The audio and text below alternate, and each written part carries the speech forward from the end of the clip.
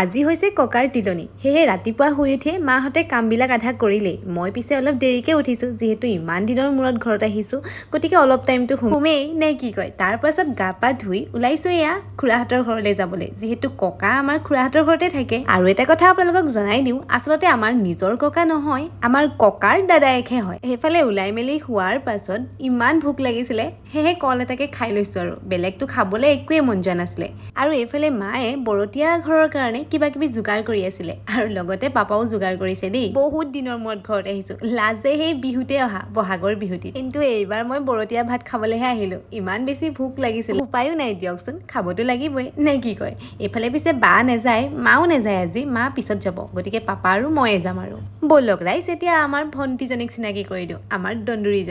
দন্দুৰীজনী বৰ লাজ কিন্তু দেই